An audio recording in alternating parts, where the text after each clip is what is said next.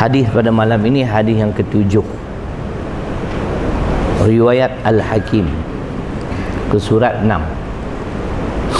An Sa'd bin Abi Waqqas radhiyallahu anhu anin Nabiy sallallahu alaihi wasallam qala fadlul ilmi ahabu ilayya min fadlil ibadati wa khairu dinikumul wara, yang bermaksud diriwayatkan daripada Sa'ad Abi Waqqas radhiyallahu anhu daripada Nabi sallallahu alaihi wasallam, baginda bersabda, kelebihan ilmu lebih aku sukai daripada kelebihan ibadah.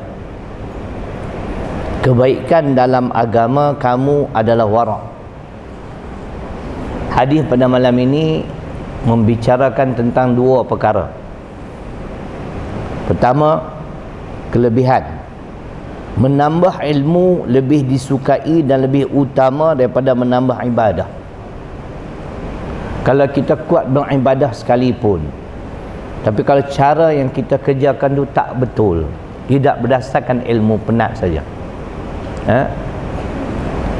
Sebab itu Nabi menggalakkan, bahkan mengiktiraf, sesiapa yang berlomba-lomba untuk mendalami ilmu agama, itu yang terbaik.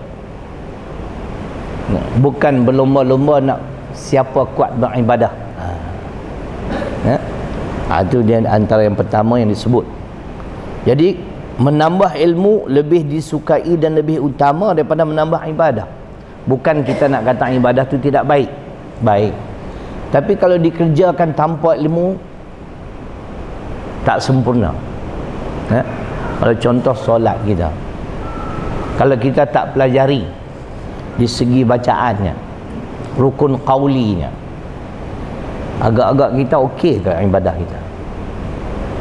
Kalau kita orang yang belajar tapi masih melakukan kesalahan, mudah-mudahan diampunkan oleh Allah Subhanahu Wa Taala. Itu kelebihannya. Yang kedua, wara'. Kita selalu dengar perkataan wara' yang ni lah.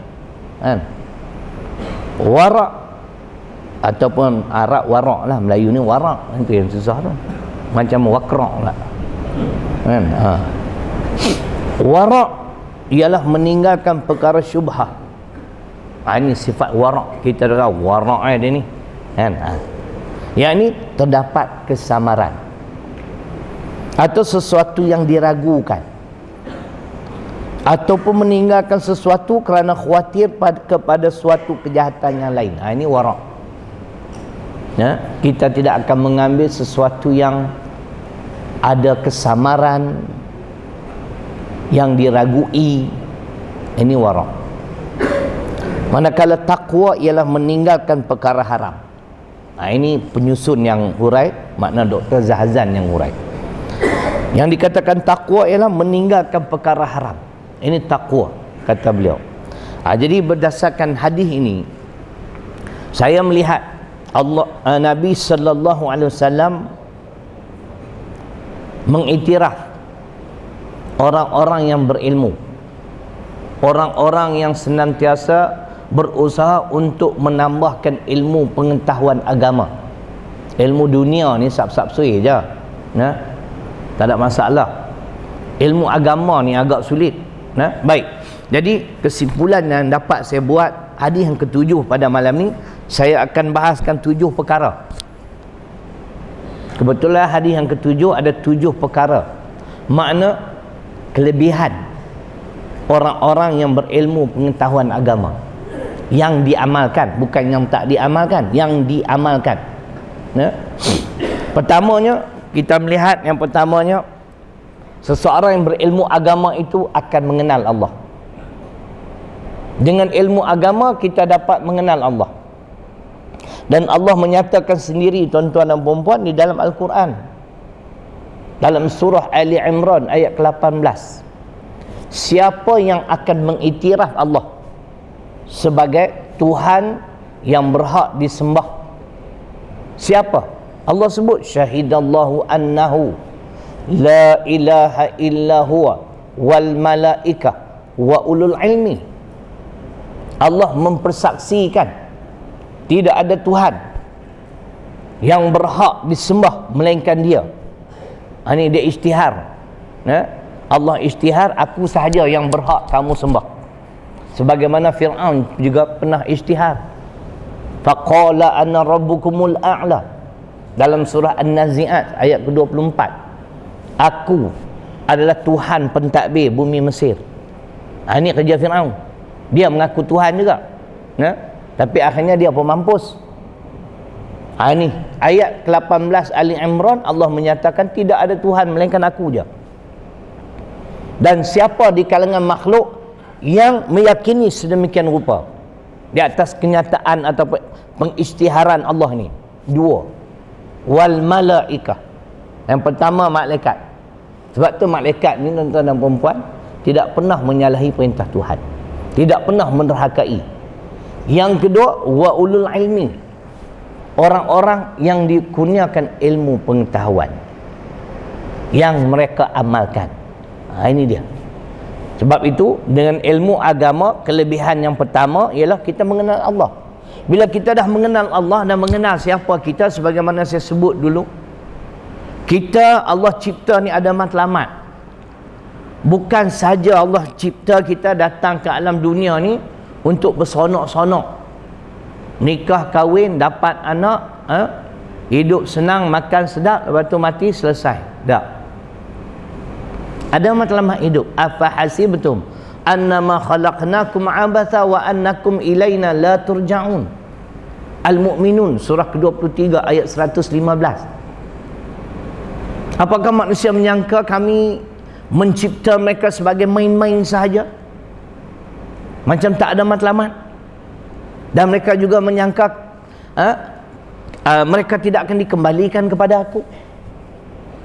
Maknanya tuan-tuan, dalam ayat ni dua. Pertama, kehidupan kita di dunia ni ada matlamat. Yang kedua, kesemua kita akan kembali bertemu dengan Allah. Jadi amat malanglah sekiranya dalam kehidupan dunia yang sementara ini kita tidak menyembah Allah. Rugi kita. Nak menyembah Allah macam mana? Kita tak ada ilmu agama. Yang tuan-tuan boleh datang ke surau setiap malam. Tak surau ni, surau lain lah. Ikut majlis ilmu. Kenapa? Sebab tuan-tuan ada ilmu agama. Tuan-tuan kenal alam ini ada pencipta dia. Dia juga yang mencipta kita. Justru itu tidak ada pilihan. Kita wajib kena menyembah Allah. Kita tengok dalam surah Yasin. Tuan-tuan dah baca surah Yasin ni hampir 100 tahun dah. Minum air Yasin 100,000 galen. Kan? Allah berfirman, wa an ya'buduni hadza siratul mustaqim. Dan sembahlah aku. Inilah jalanku, jalan yang lurus. Bagaimana kita nak menyembah Allah? Saudara makna, kalau tak ada ilmu. Tapi bila kita kenal Allah, kita kenal siapa kita. Aku ni kerdil. Wa khuliqul insanu dha'ifa. Tuhan cipta aku dalam serba kekurangan. Allah, aku akan kembali juga bertemu dengan Allah. Bila? Kita tak tahu. Itu yang pertama, kelebihan ilmu agama. Sebab tu dalam hadis yang kita baca malam ni, Nabi mengiktiraf lebih suka orang yang berilmu daripada yang suka menambah ibadah. Kamu pelajari, mendalami ilmu Islam, Nabi lebih suka. Nah, apatah lagi kalau ilmu itu diamalkan. Tapi ada juga yang ilmu dia hebat tapi mereka tidak beramal. Kita tak mau golongan tu. Yang kedua, dengan ilmu agama, kata ulama lagi, ni bukan rekaan saya ni, ini poin ulama, cuma saya kait dengan ayat Quran dan hadis insya-Allah. Yang keduanya, dengan ilmu agama ini kita akan menjadi seorang hamba yang takut serta cinta hanya pada Allah. Takut serta cinta hanya kepada Allah. Pertama, takut ke Allah je. Sebab tu saya menyatakan tadi, ada di kalangan para ulama ilmu mereka hebat, PhD lah, bidang-bidang tertentu, syariah ke, usuluddin ke, hadis ke. Tapi kadang-kadang kita melihat kerana mereka tidak beramal dengan ilmu itu, mereka tidak takut pada Allah. Yang mereka takut pada siapa? Pemimpin. Ini masalah. Sedangkan Allah berfirman dalam surah Al-Baqarah, Allah memperingatkan, wala tashtaru bi ayati thamanan qalila wa iyaya fattaqun, dan janganlah kamu menjual ayat-ayatku dengan harga yang murah, akulah sepatutnya kamu takuti. Bila kata macam tu, kena bercakap. Cuba kita tengok dalam soal remeh-temeh, ulama negara kita bercakap cukup lantang. Ada satu program apa tu, anjuran mari pegang anjing, bahas tuan-tuan, punya hebat. Kenapa tak bahas ketika mana mahkamah rayuan membatalkan keputusan mahkamah syariah? Yang kita nak tanya kan, ketika mana 3-4 orang mati kerana mengambil dadah dalam pesta maksiat di Bukit Jalil awal tahun ni, mereka tak bahas. Bahkan ada ustaz dalam radio IKIM, tentang IKIM, Institut Kekeliruan Islam Malaysia, dia kata kita tak boleh sewenang-wenang melabelkan mereka yang mati ni mati bunuh diri. Kan? Dia kata tak boleh. Sedangkan disahkan oleh doktor kerana mengambil dadah berlebihan, mereka mati. Kita nak tanya, apakah Islam membenarkan kita mengambil dadah? Jangan kata dadah tuan-tuan, apa-apa yang boleh merosakkan kesihatan kita, yang membinasakan kita, jangan buat. Dalam Quran ada ni. Sebab tu saya kata, kalau aku pergi jumpa ustaz tu, dia terkencing dah. Kita hukum tuan-tuan yang zahir saja. Soal batin itu dia dengan Allah. Kalau contohlah, saudara makna saya nak tanya, si A ni sepanjang hayat kerja dia mencuri. Sepanjang hayat mencuri je. Makna nak kata dia apa? Nak kata dia engineer? Oh, engineer datang, bengong lah. Pencuri ya. Kita hukum yang zahir. Pada zahirnya mereka telah disahkan mati kerana mengambil dadah. Mati bunuh diri ya. Dia kata tak boleh. Cuba dengar ayat ni, Surat 74. Nah, ada dalam ni. Saya tak nak baca ayat tu, tuan-tuan cari sendiri. Semua saya baca, hampa tak tengok langsung lah Quran.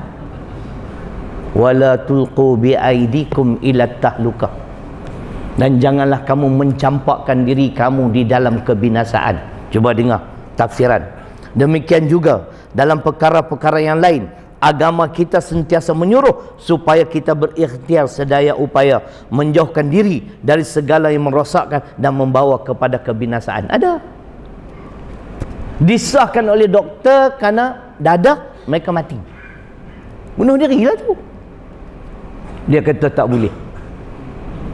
Kalau ustaz tu datang, satu saya tunjuk ni, yang kedua saya akan tunjuk hadis dalam Riyadhus Salihin.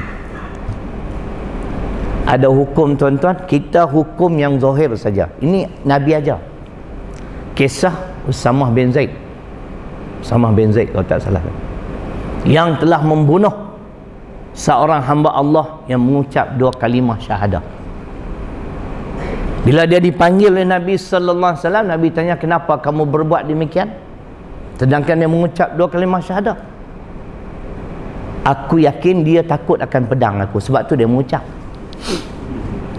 Nabi tanya dia, kamu boleh baca sampai ke dalam hati dia? Usamah bin Zaid memohon ampun daripada Allah. Nampak tuan-tuan?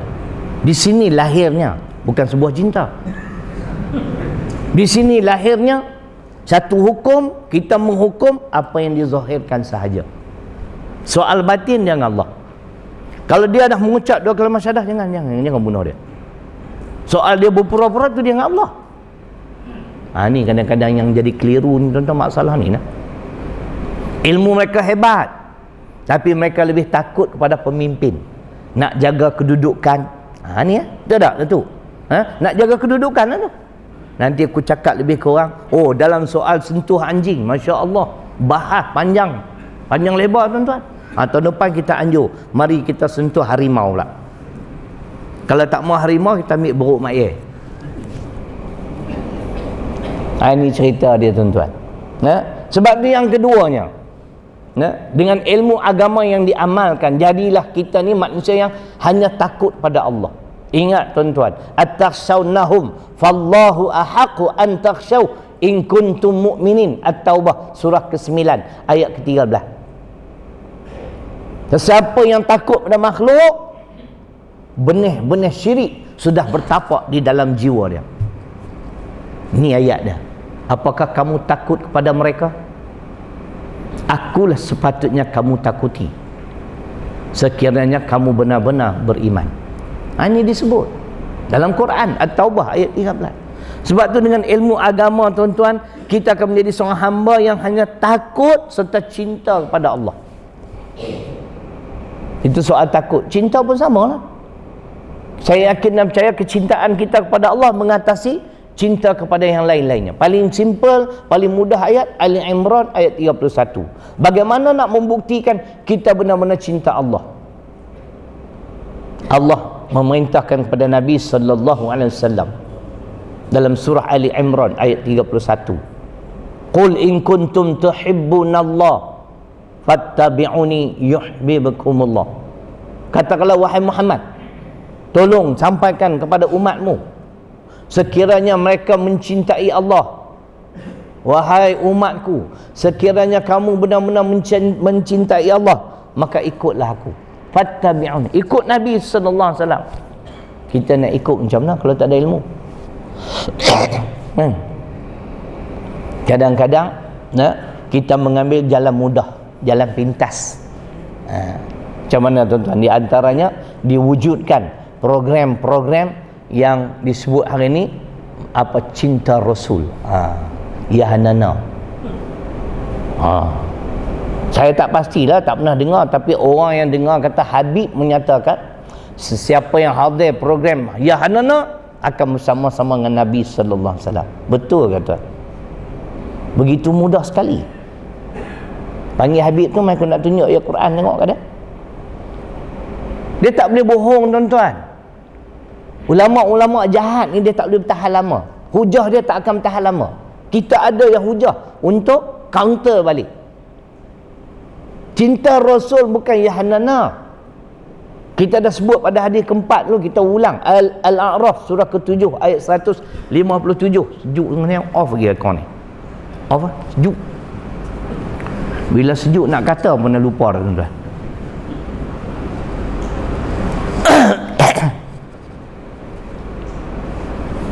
Baik, okey.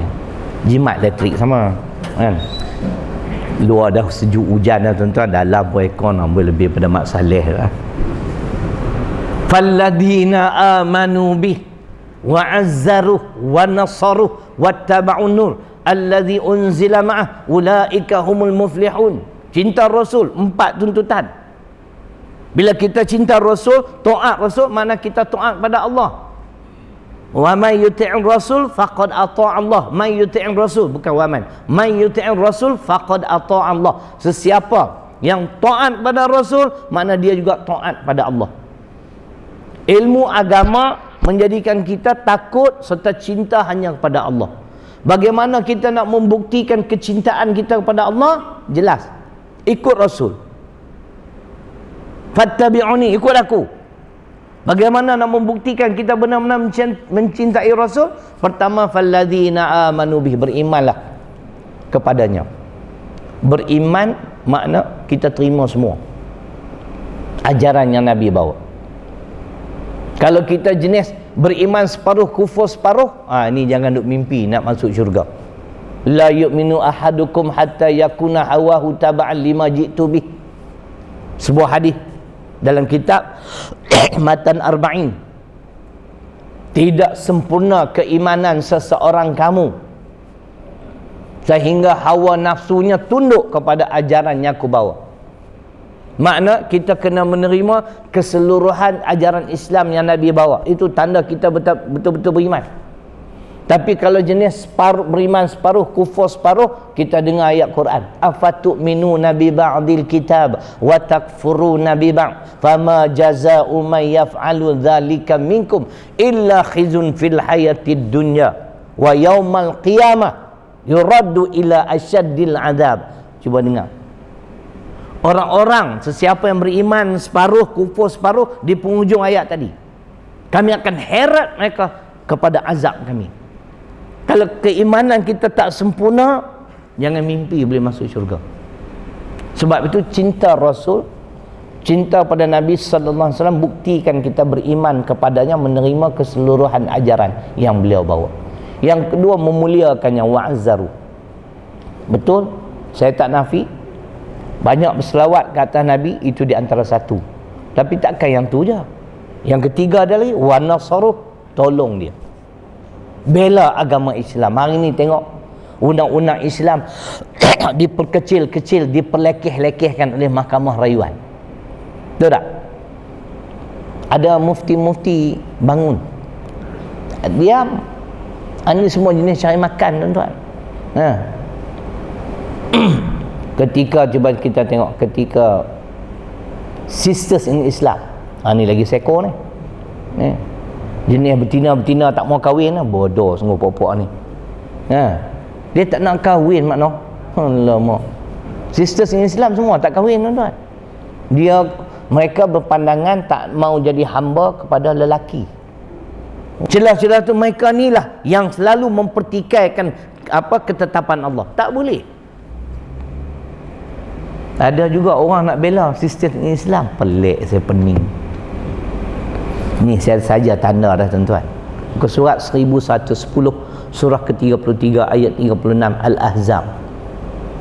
Kita sebagai hamba Allah Ta'ala wajib kena ikut saja apa-apa yang jadi ketetapan Allah dan yang diterangkan oleh Rasul, itu saja yang kita terima pakai. Mereka banyaklah perkara yang mereka petikai. Di antaranya pembahagian harta pusaka, kan? Lelaki 2/3, perempuan 1/3. Dia kata ini tak adil. Sesiapa yang mempertikaikan ketetapan Allah, rosak dah akidah, rosak. Tuan-tuan dengar, boleh atau tidak? Ayat ini menegaskan satu kaedah yang wajib dipatuhi oleh orang-orang mukmin dalam segala urusan hidupnya, iaitu tidak harus, makna tidak boleh bagi seseorang itu memilih sesuatu ketetapan selain daripada yang telah ditetapkan oleh Allah Ta'ala dan diterangkan oleh Rasulnya. Kalau Rasul kata lelaki menyerupai perempuan tak boleh, tak boleh. Dah dah. Kita nak pertahankan pula sisters in Islam. Alamak, silap banyak, kan? Dulu kita di antara yang mengusulkan supaya kerajaan ban sisters in Islam, betul tak? Banyak, tuan-tuan, saya simpan satu keratan kenyataan sisters in Islam. Memang confirm rosak akidah. Kita hukum yang zahir je, dah dia bercakap macam tu, kan? Dia kata tak adil undang-undang Islam, mana dia menempelak Allah. Sebab itu wa nasaruh, tolong agama Allah, bela Islam. Yang keempat, wattaba'unu, ikut cahaya yang Allah turunkan kepadanya, ini Al-Quran. Ulaika humul muflihun, mereka inilah orang-orang yang beruntung. Saya dah sebut di mana bulan yang lalu, Abu Talib hanya ada 2 sifat saja, sebab tu dia kafir. Pertama, dia memuliakan Nabi dan dia menolong Nabi, tapi dia tidak beriman pada Nabi dan tidak menerima Al-Quran sebagai petunjuk dalam kehidupan. Sebab tu dia kafir. Kalau kita sekadar ya hanana ya, satu ya beriman, tidak sama macam Abu Talib, apa bezanya? Itu cerita dia. Itu yang kedua. Dengan ilmu agama jadilah kita seorang hamba yang takut serta cinta hanya kepada Allah. Yang ketiga, dengan ilmu agama kita mampu mengetahui syariat Allah. Dengan ilmu agama, ini syariat Allah. Apa dia syariat? Ma nazala minallah, apa-apa yang diturunkan daripada Allah itu syariat. Kata ulama, syariat ni apa-apa yang diturunkan daripada Allah. Takkan kita nak ajar Allah kot. Sisters in Islam cuba nak ajar Allah, ini tidak adil, orang perempuan dapat sikit. Allah berfirman dalam surah Al-Hujurat ayat ke-16, Qul atu'allimunallaha bidini Qul atu'allimunallaha bidinikum wallahu ya'lamu ma fis samawati wa ma fil ard wallahu bikulli syai'in alim. Katakanlah, apakah kamu nak mengajak aku tentang agama kamu? Kita nak ajar Allah. Tadi kita mengaku Allah cipta kita. Mungkin sisters Islam dia tak mengaku Pak Syed. Dia kata dia lahir ke dunia ni secara kebetulan lah, kepala bapak dia. Mungkin macam tu pandangan. Mereka ni liberal. Ketua dia ni Aminah Wadud lah. Hak jadi imam tu. Makmum dia lelaki. Saf pertama lelaki ramai tuan-tuan. Kenapa? Bila Aminah Wadud sujud, dia orang tengok punggung dia. Elok, besar elok. Kan? Hei, teruk tuan-tuan. Ni liberal lah ni. Tuhan tanya, katakanlah, apakah kamu nak mengajak aku tentang agama kamu? Kita nak ajar Tuhan, sedangkan kita dia yang cipta.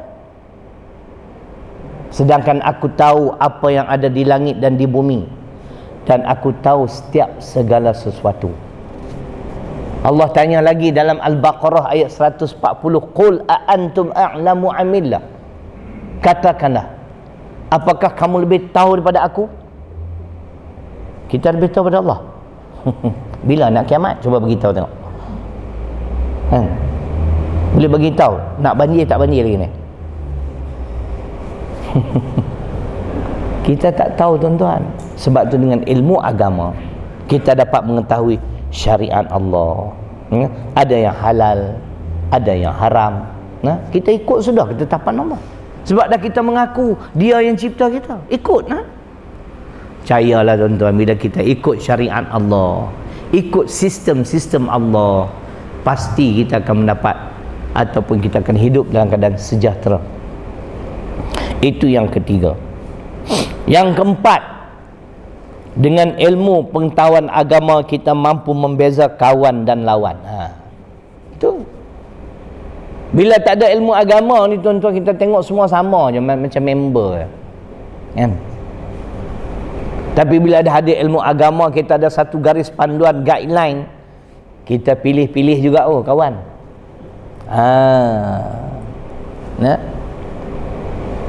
Kita boleh buat contoh. Saya baca hadis dulu riwayat Imam Tirmizi, al-mar'u ala dini khalilihi falyanzur ahadukum man yukhalilu. Manusia dia suka ikut tabiat kawan dia. Maka perhatikanlah siapa yang kamu nak jadikan sebagai teman ataupun kawan. Sila pilih kawan. Dalam Quran ada Suratul Furqan, surah ke-25 ayat 28. Allah berfirman, ya wailata laitani lam attakhiz fulanan khalila. Celakanya aku, kalaulah dahulunya aku tidak mengambil si fulan sebagai kawanku. Nampak? Silap pilih kawan tuan-tuan, binasa kita. Silap pilih kawan, silap pilih teman, apa saja sekali pula. Sebab tu berhati-hati. Dengan ilmu agama, baru kita sendiri pun sama juga. Dulu kita kawan dengan semua orang, sekarang tak dah. Saya ustaz-ustaz pun saya tengok juga. Bukan semua ustaz saya kawan. Ustaz biru aku tak mau. Kawan ustaz semua jenis Incredible Hulk ni, hijau-hijau ni. Hang petah berpidato sekalipun, ilmu hang hebat sekalipun, aku tengok dulu cara hang cakap. Aku boleh terima tak? Tu dia cerita dia. Jangan kita main ni je tuan-tuan. Main tangkap muat semua nak jadi kawan. Tak boleh. Dengan ilmu agama. Sebab tu saya sampai hari ni saya pilih kawan. Memang saya tak ramai kawan pun. Dulu ramai kawan, sekarang saya pilih-pilih. Bimbang. Takut juga kalau ustaz ni dia berkawan dengan anak murid dia, hak jenis gila modified kereta. Ustaz pun gila modified kereta. Betul tuan-tuan. Dan Nabi sebut manusia ni dia suka ikut tabiat kawan dia. Saya ada seorang sahabat tu, kereta dia canggih, dia modified macam-macam. Duduk dari jauh boleh start enjin lah. Hebat dia. Sebab dia minat, dia kawan dengan orang jenis tu. kan? Kalau ustaz jenis suka naik motor besar kan, kawan dengan motor besar, dia naik motor besar dia kan? Tak apalah yang tak menyalahi syariat, bimbang-bimbang. Takut kita berkawan dengan orang yang suka lara. Kita ni ustaz 12 malam duk ada lagi di gerai, betul tak Pak Syed? Duk sembang kosong lagi. Saya kalau tuan-tuan boleh jumpa muka saya di gerai, betul saya jenis warak. Ni duk baca hadis ni warak. Saya habis kuliah, saya kawan dengan anak saya aja, sulung di sini dengan 2 orang sahabat tu.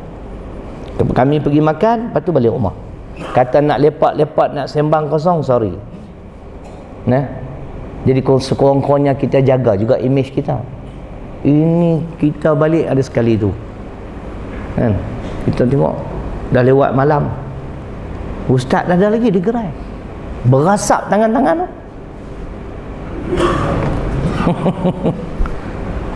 Saya saja nak usik lah seorang ustaz.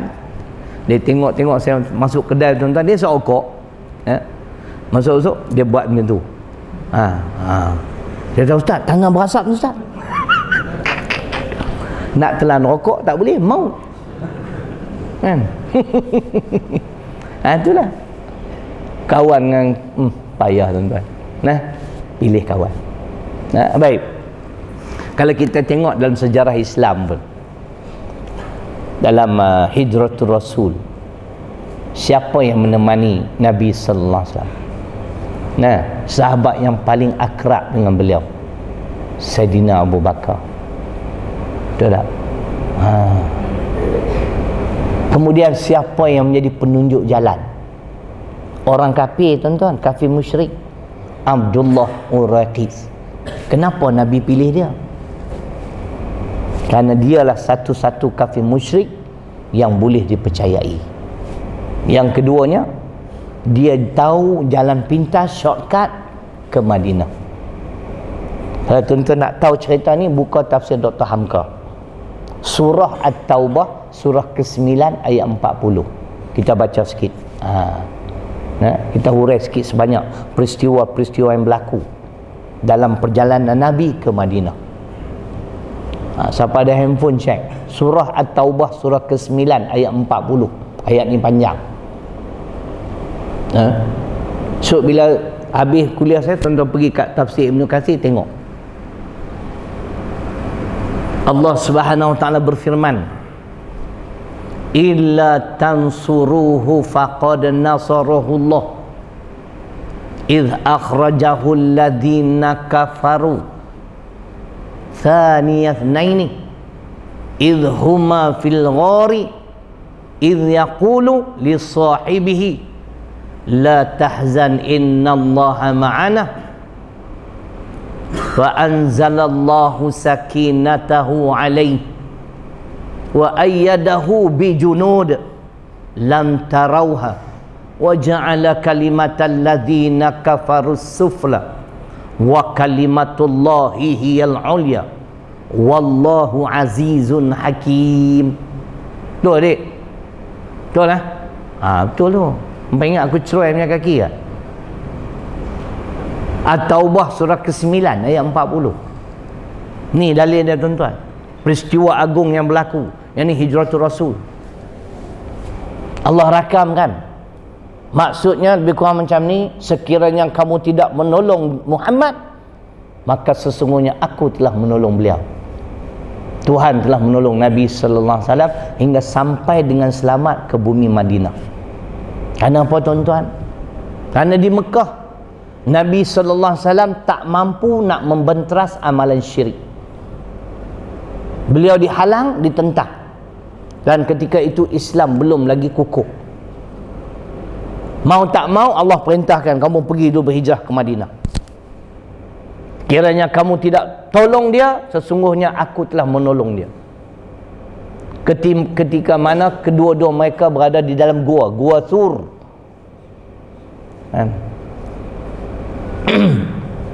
Dan berkatalah seorang itu ataupun sahabat itu kepada sahabatnya yang lagi seorang, janganlah kamu berduka cita, sesungguhnya Allah bersama-sama kita.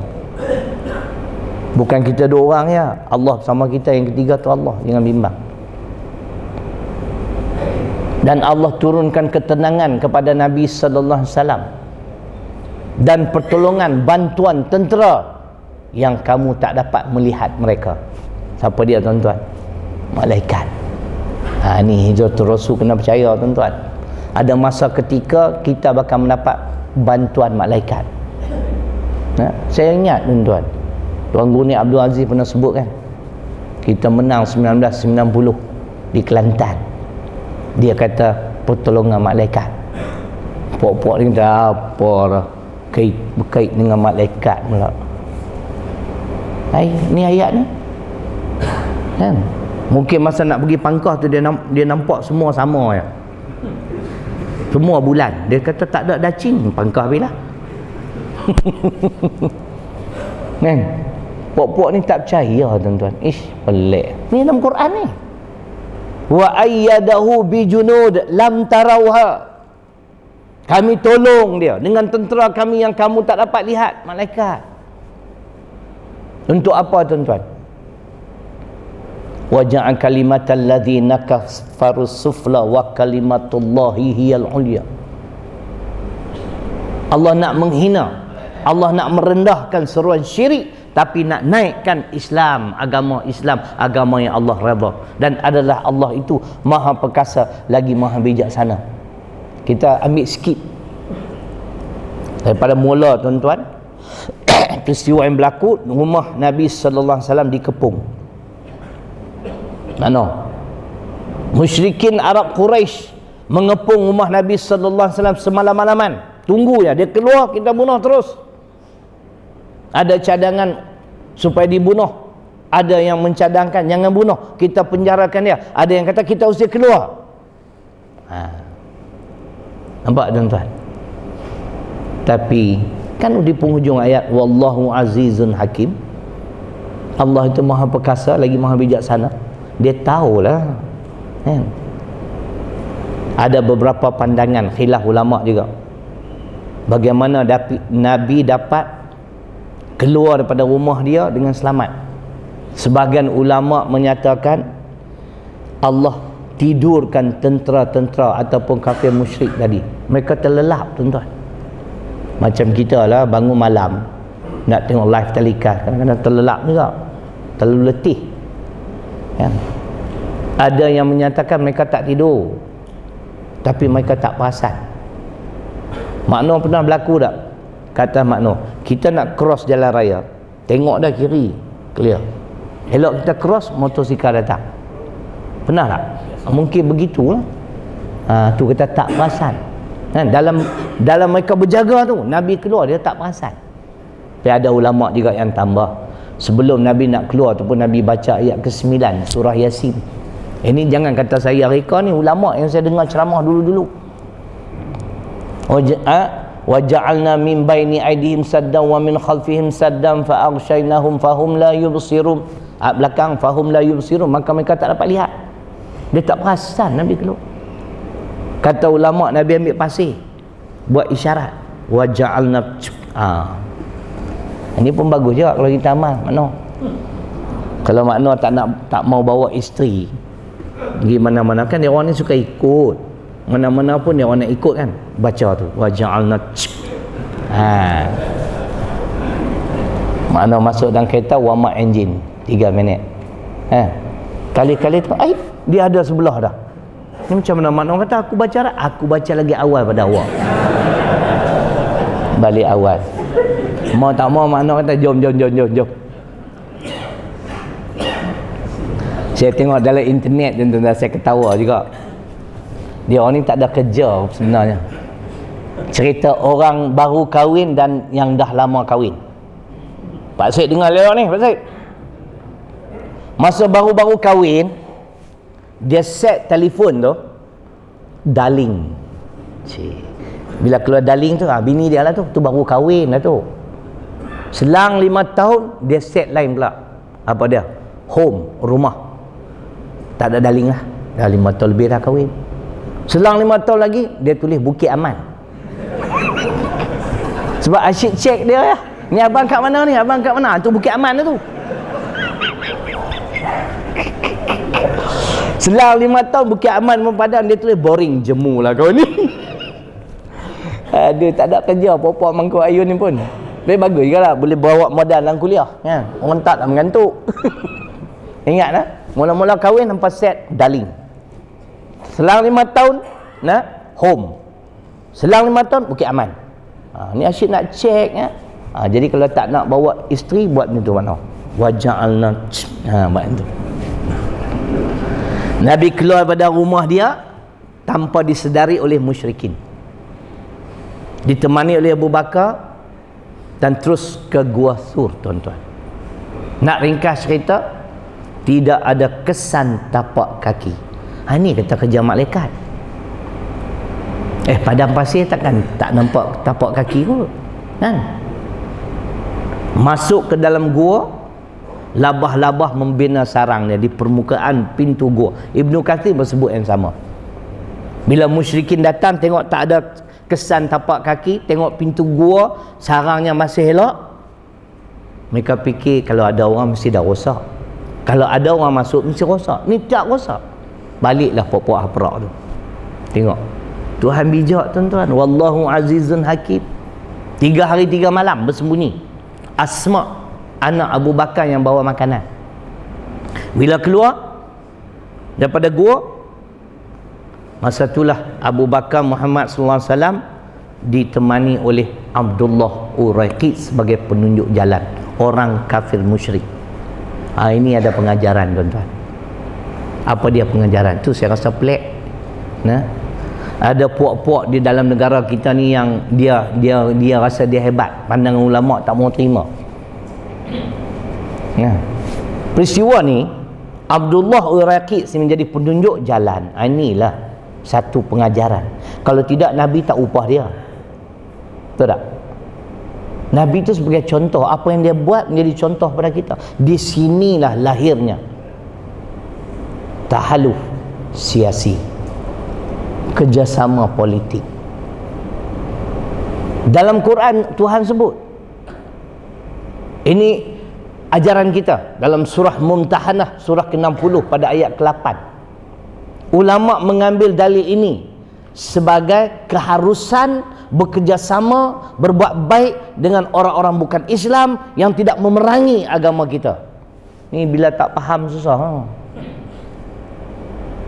Cuba tengok ayat ke-8 Mumtahanah.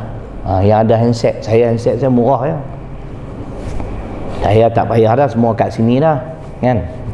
La yanhakumullah anil ladzina lam yuqatilukum fid din wa lam yukhrijukum min diyarikum an tabarruhum wa tuqsitu ilaihim innallaha yuhibbul muqsitin. Tu kita terjemah, dengar baik-baik ni. Inilah tahaluf siasi. Apa dia tahaluf siasi, muslimat? Kerjasama politik dalam bahasa Melayu. Dalam bahasa Inggeris ialah political collaboration. Itu dia, ataupun political cooperation. Allah tidak melarang kamu daripada berbuat baik dan berlaku adil kepada orang-orang yang tidak memerangi agama kamu. Dengar baik-baik tu. Dan tidak mengeluarkan kamu daripada tanah airmu. Sesungguhnya Allah suka kepada orang-orang yang berlaku adil. Sebab tu Nabi employ, nama apa tadi? Abdullah Uraiqi. Satu-satu kafir musyrik yang boleh dipercayai, dan dia knowledgeable dia ni. Dia tahu jalan pintas ke Madinah. Boleh dipercayai. Dia tidak bermusuh dengan Nabi. Takkan kita tak boleh terima kenyataan ini? Inilah di antara tunjuk ajar pada Nabi. Kerjasama politik dengan orang bukan Islam. Tetapi dia ada but, with the exception. Dah, lebih kurang macam itulah bahasa Jerman. Ada pengecualiannya. Yang ini kita kena baca hadis riwayat Imam Muslim. Al-muslimuna ala syurutihim illa syartan harrama halalan au ahalla haraman. Hadis Muslim. Dengar baik-baik. Seorang Muslim wajib menunaikan persyaratan yang telah disepakati. Itu cerita dia. Seorang Muslim wajib menunaikan persyaratan yang telah disepakati. Ni Nabi ajar. Illa syartan, kecuali yang ni tak boleh. Haraman halalan. Mengharamkan apa yang dihalalkan oleh Allah tak dibenarkan. Au ahalla haraman. Nak menghalalkan apa yang diharamkan oleh Allah juga tidak dibenarkan. Jadi walaupun kita dah sepakat, kita kena tengok juga. Bukan semua kita nak kata yes, tak boleh. Ini ajaran kita. Itu pengajaran tuan-tuan. Bila Nabi dah keluar daripada tempat persembunyian, kafir musyrik dapat tahu berita ni, mereka hantar pula. Ini yang hebat ni, Suraqah Malik, seorang pemanah yang hebat. Kan? Keluar reward $10,000 dead or alive. Macam gambar cowboy tu. Zaman kita dulu tak tahu, makna muda lagi kot. Pernah tengok Franco Nero? Itulah ceroy zaman kita dah tu. Ni kaki cowboy macam tu. Franco Nero top lah. Lepas dia out baru naik Clint Eastwood. Franco Nero punya hebat tuan-tuan. Kan? Dia sambil duduk kat kerusi ni, saya tunjuk je lah kan. Dia tembak kena sikit punya pembohong. Itu pun aku tengok. Hebat Franco Nero kan. Kamu datang dari belakang, dia tembak kena, tepi kena, tu dia. Hebat semua. Featuring a great blue star, Franco Nero. Yeah, his name is Django.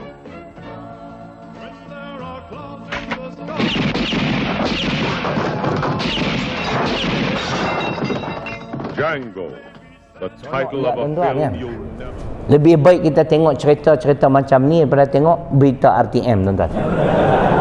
Betul. Tengok RTM sakit hati. Kan, yang ni memang syoknya. Kan? Lepas tu barulah lahir Clint Eastwood.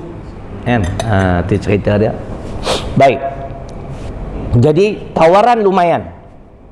Suraqah Malik tuan-tuan, ketika dia cuba nak panah Nabi, kaki tunggangan, kuda tunggangan dia terbenam di dalam pasir yang halus, yang lembut. Kerja siapa ni? 3 kali.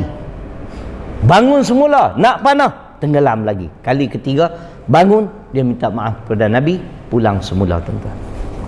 Inilah kerja Allah. Mungkin lam tarauha. Siapa dia? Malaikat yang kamu tak dapat melihat. Kenapa? Kerana Allah nak naikkan Islam. Sebab tu kita jangan bimbang lah. Buatlah apa sekalipun kan. Mungkin bukan zaman kita Tuan Imam, zaman anak cucu kita kan. Kalau boleh biar kita pun nak tengok juga kejatuhan puak-puak Taurut ni, dan puak-puak yang menyokong Taurut ni tuan-tuan. Kalau esok kita perintah lah, takdir lah, kita tangkap semua ulama'-ulama', ustaz-ustaz yang sokong Taurut ni kan, bicarakan mereka kan. Kena buat ni tu, tak boleh. Dulu kenapa awak tak bercakap? Ni masalah ni. Kamu yang telah merosakkan orang, betul tak? Tuan-tuan tengok hari ni dalam negara kita, kerosakan akidah, Masya Allah. Betul tak? Sisters in Islam terang-terang berani condemn agama Islam.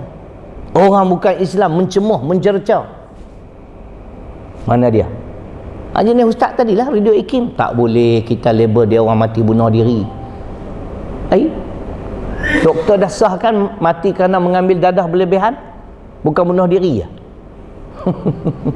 Inilah masalah yang kita hadapi. Sebab itu dengan ilmu agama tuan-tuan dan perempuan, insya-Allah kita mampu membeza siapa kawan, siapa lawan. Dulu saya jahil, saya nampak pemerintah ni okey, nasib baik tak jadi ahli. Pak Syed, saya masih suci Pak Syed. Belum pernah jadi lagi ahli, dan insya-Allah takkan jadi ahli. Masih suci tu cerita dia. Dulu kita bengong Kita tak faham agama. Dia cakap apa semua kita percaya.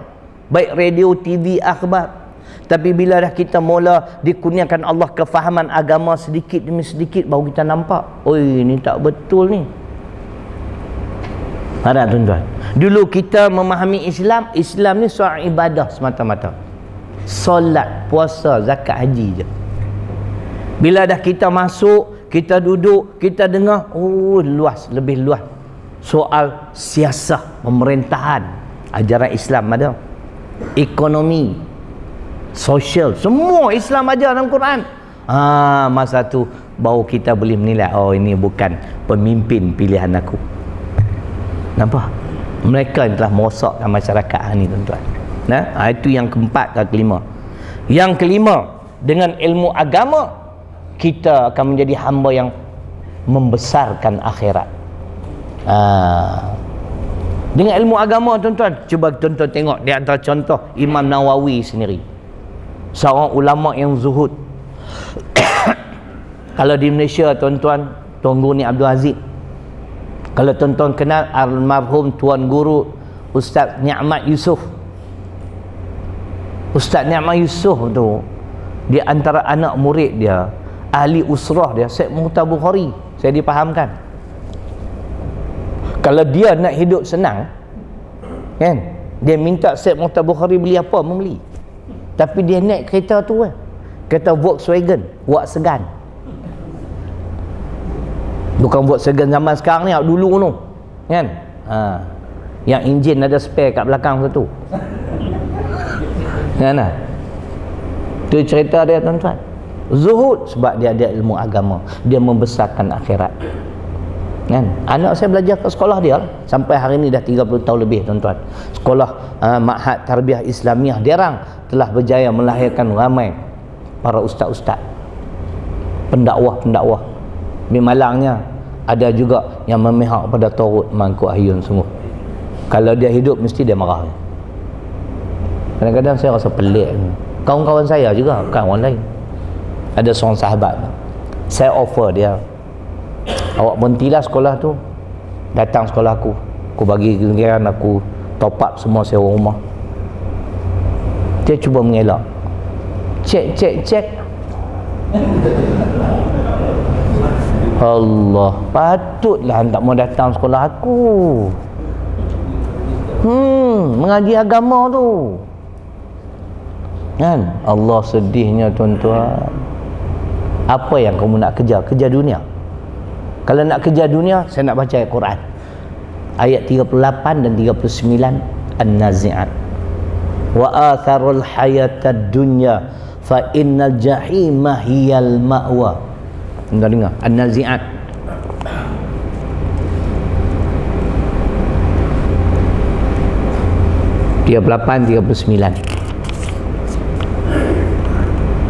Serta ia mengutamakan kehidupan dunia semata-mata, maka sesungguhnya neraka jahimlah tempat kediamannya.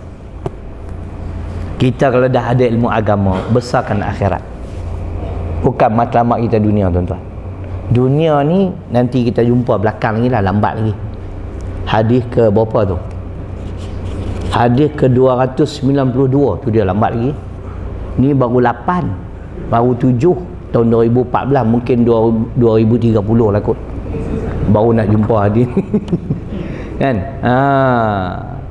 Kita kalau ikut formula Nabi ni tuan-tuan, 292, cuba tuan Imam tengok 292 hadis tu, baru dunia tu kita tak ada apa relax kan. Ketika itu kita dapat merasakan aku dah ada segala-galanya kalau ikut formula Nabi. Unzuru ila man huwa asfala minkum wala tanzuru ila huwa man fawqakum. Tengoklah orang yang di bawah kamu, jangan kamu tengok orang di atas kamu. Kenapa? Nabi sambung lagi, fahuwa ajdaru alla tazdaru ni'matallah, supaya kamu tidak memperkecilkan nikmat Allah. Kita tengok orang di bawah kita. Saya naik wira, tengok orang yang di bawah kita, Pro 2 kancil, kira aku okey lagi kan. Kalau race confirm menang kita kan. Kancil 850 cc, sekitar 1500. Saya race dengan Lewis Hamilton pun dapat nombor 2 kan. Tapi kalau kita nak tengok dengan orang yang di atas, balik awal, tengok kau ni alamak emas Pak Said, wira, alamak, sampai kiamat kita rasa tak cukup. Itu yang kita kejar dunia. Siapa yang mengutamakan dunia, neraka jahim. Dengan ilmu agama, insya-Allah kita akan membesarkan akhirat. Wa bataghi fima atakallahu darul akhirah, dan carilah dengan kurniaan kami apa dia? Nikmat yang berkekalan di negeri akhirat. Tuhan suruh kita utamakan akhirat. Wala tansa nasibaka minad dunya, jangan kamu lupa habuan kamu di dunia. Utamakan akhirat. Bagaimana kita nak mengutamakan akhirat kalau tak ada ilmu agama? Dan kita rasa tak cukup, tak puas bagian-bagian. Yang keenam, sanggup berkorban apa sahaja demi untuk Islam. Saya kagumlah sahabat saya almarhum. Tekan nanti kalau sebut as-syahid pula jadi kecoh pula. Almarhum Ustaz Muhammad Latifi Arifin. Kan? Orang Kedah tuan-tuan. Orang Kuala Ketil. Sebelum ni beliau ditahan di bawah TSA 5 tahun, hampir 6 tahun. Telah dibebaskan, bergiat dengan PAS kan. Akhirnya beliau turun ke medan peperangan. Dia memang dah tekad. Saya dengar wallahualam lah, kata dia mimpi, kata syaitannya mimpi, wallahualam, dengar betul lah. Tu yang dia pergi ke Syria. Saya tak pasti siapa yang dalam mimpi dia, tapi minta dia bangun pergi berjuang, jangan duduk di sini. Wallahualam. Apa sekalipun tuan-tuan, bagi saya ada hadis, al-muslimu akhul muslim la yazlimuhu wa la yuslimuhu. Orang Islam itu bersaudara. Orang Islam tidak menzalimi sesama Islam dan tidak membiarkan orang Islam dizalimi. Betul tak? Umat Islam di Syria dizalimi. Jadi takkan kita nak tengok saja. Kita tak pergi Palestin, tapi kita bagi sumbangan. Mana kita prihatin. Bagi saya, soal dia syahid atau tidak itu tak penting. Yang penting dia seorang soleh. Berani kita kata dia mati kata. Kan mati kata kot. Lawan kemungkaran, menentang kezaliman. Nampak tuan-tuan? Inilah manusia-manusia yang cukup bahagia kerana mereka sanggup berkorban apa sahaja. Al-Quran pun ada, Al-Hujurat ayat 15. Innamal mu'minuna alladhina amanu billah wa rasulih thumma lam yartabu wa jahadu bi amwalihim wa anfusihim fi sabilillah ulaika humus shadiqun. Sesungguhnya orang-orang yang beriman itu ialah orang-orang yang beriman dengan Allah dan Rasul, kemudian mereka tidak ragu-ragu. Karena keyakinan inilah mereka berjihad dengan harta benda mereka dan nyawa mereka. Masya Allah. Akhirnya dia meninggalkan 6 orang anak. Saya pun baru tahu, rupanya anak dia kalau tak salah 3 orang dah hafal Quran. Saya cuba offer seorang datang ke sekolah saya nak bagi belajar percuma kan. Tapi bila tanya bapa saudara dia, bukan anak saudara dia, kata dia orang dah memang belajar lah. Cuma yang kecil-kecil ni belum lagi lah. Tu tuan-tuan. Mereka kerana keyakinan inilah mereka berjihad, mereka berjuang dengan harta dan juga nyawa. Tuhan sebut harta dulu, nyawa kemudian, sebab Tuhan tahu ramai manusia boleh beri harta tapi tak ramai yang boleh beri nyawa. Mereka lah orang-orang yang benar-benar beriman. Akhir sekali yang ketujuh, dengan ilmu agama tuan-tuan dan puan-puan, seorang yang mengamalkan ilmu agama itu mampu mentadbir dunia dengan sebaik-baiknya.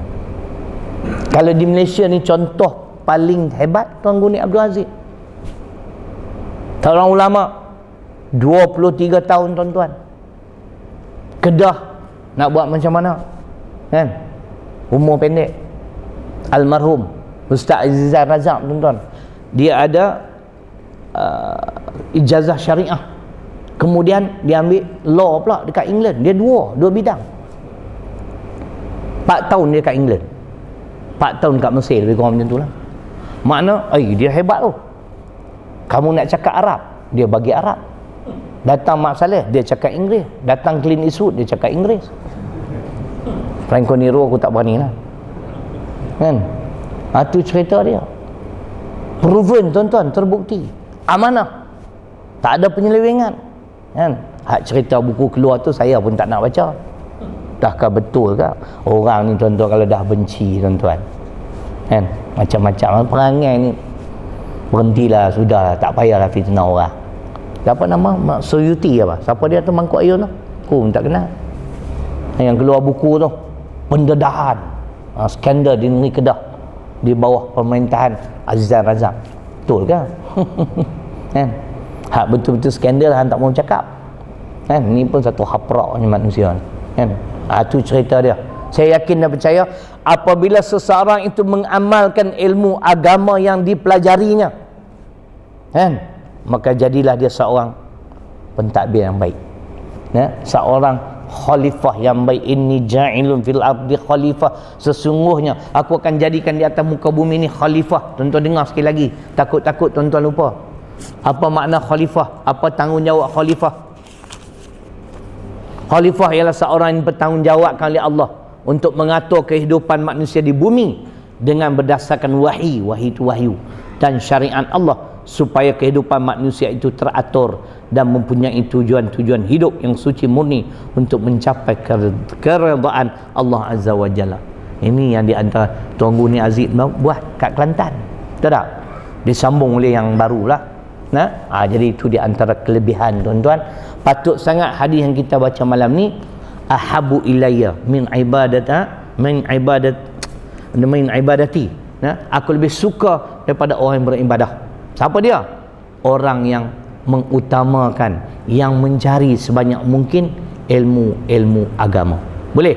Itu di antara yang mampu kita perbahaskan. Jadi sekadar itulah untuk malam ni. Tuan-tuan tolong tanda hadis ke-7.